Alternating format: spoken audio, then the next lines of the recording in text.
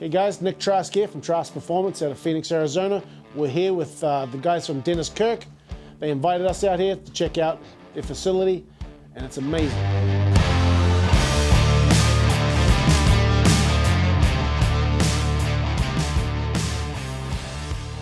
Okay, Trask Performance, it's not just my last name. It's I developed the company, we started the company 23 years ago, and we're a performance-based company.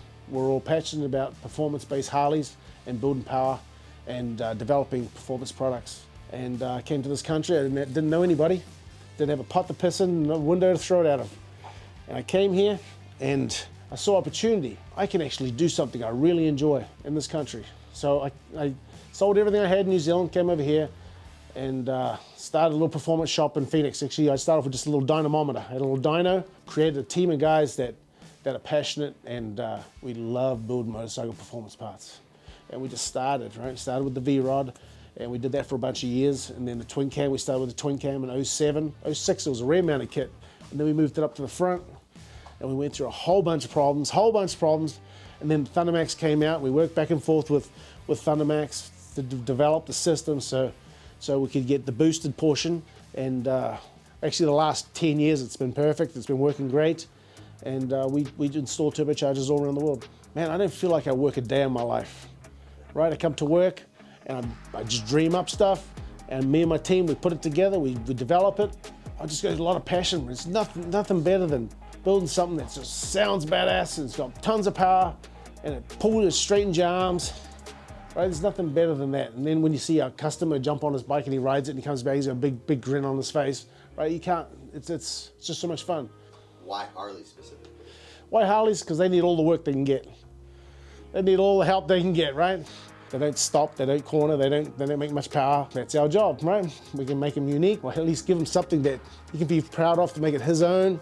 But with me, it's not about money, it's not about any of that. It's about creating something to look forward to. And that's what keeps me going. That's what drives me is having something cool to look forward to, right? Whatever it is, whether it's coming up with a part. That pipe there, that's sitting right there, that big sexy pipe. I named that pipe because I come back, we built this pipe on this customer's bike, and I came back and man, that's big sexy right there. And that's how the name came about. So it's like, because it just came out, right? And it was just, I liked it. Being that you're from New Zealand. Yes. As a young kid, adult. Yeah. What, like, you just make this jump? Well, I went to motorcycle school, man. I did my apprenticeship in New Zealand as an automotive engineer by trade, right? So I went to the engineering school in New Zealand, and basically an automotive mechanic by trade. I did my 8,000 hours, my 5 years as a mechanic, and I was like, man, my passion is motorcycles. I was working on Harleys in my backyard and doing them on the weekends and after work, and I was like, you know what? I saw an ad in the Easy Rider magazine. And I was like, wow, man, I want to go to motorcycle school. This is cool, look at this, motorcycle school in Phoenix, Arizona, or Orlando, Florida. So, and we didn't think we had internet back then, it was in '96, right? And so I put an envelope, sent it off to the school, and then this guy calls me a few months later. Wake me up at 4 o'clock in the morning, I get on the phone, I hear this weird accent. It's like some dude on the phone asking little old Nick if he wants to come to motorcycle school. I'm like, fuck yeah, man, I'm in. Yeah, I feel like I won the lottery, right? I'm just some little Kiwi kid in New Zealand, didn't know nothing. I'm green as they come. And they brought me this guy named John on the phone. Says, Nick, you want to come to school? With his American accent. I'm like, shit yeah, man, I'm coming. I didn't know how I was going to get there yet, or if I could afford it or whatever, but I got off the phone and I just made the decision right then. I'm going over to America. I'm going to America. And I sold whatever little I had, came here, and I didn't know a soul. Actually, I went to motorcycle school, and John wasn't there that day, so I was like, man, where am I going to stay? Where am I going to stay? I've been over here been traveling for a couple of days, 3 days. Got my little Forrest Gump suitcase, right? No wheels on it, and yeah, it's a Sheila up front in the little reception area. Where am I going to stay? Anywhere I can stay? And she says, oh, there's a little Crossroads apartment down the street. So she called me a cab and picked me up and took me out to this little Crossroads Apartments. And I was like, man, I had my little traveler's checkbooks, because you couldn't, right? You didn't have cell phones and all the shit then, right? You just had my little traveler's checks. So I wrote traveler's check for 3 months rent. And I went to studio apartment, went in this little studio apartment, opened the door up, and there's nothing in it. I'm like, dude, you cheap buggers, you can't even put any furniture in this place. I'm like, yeah, I got a box to sleep in, but I got no food, I got no nothing.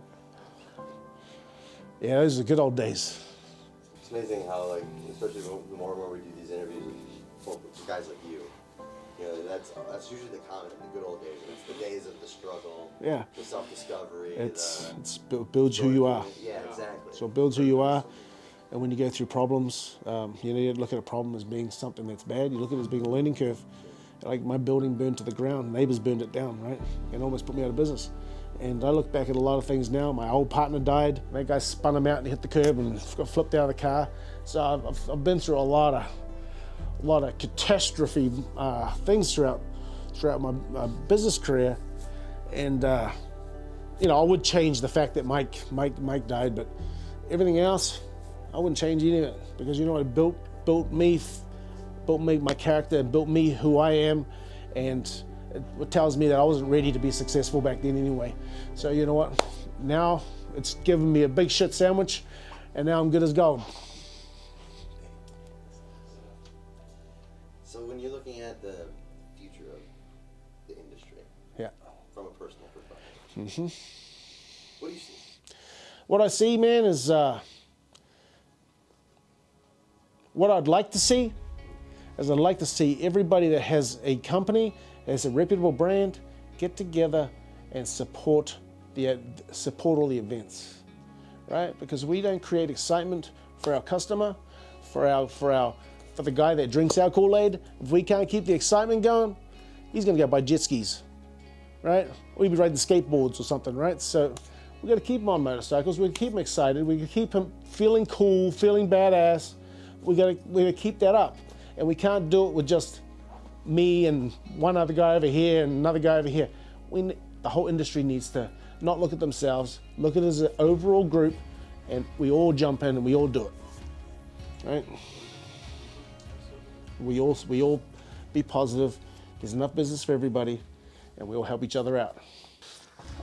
This is your first time visiting Dennis Kirk, right? It's the first time visiting this place, and I'm very impressed. What has been some of your, what has been some things that really stood out to you about this visit? What stood out a lot to me is how much you guys are putting into growing it, and how much effort and how much you're changing the whole brand image. And you're not just a mail order company, right? You keep making it, creating excitement for the brand, and that leads to the customer, right? The customer wants exciting place to go get their stuff. They don't want some boring catalog on the desk, right? They want something that's exciting. They want to feel like they're part of something. And I think you guys are doing a great job. And I'm proud to have Trask products being sold through you guys. If you guys want to check out Trask products, go to Trask brand page at Dennis Kirk. Go check it out. You won't be disappointed.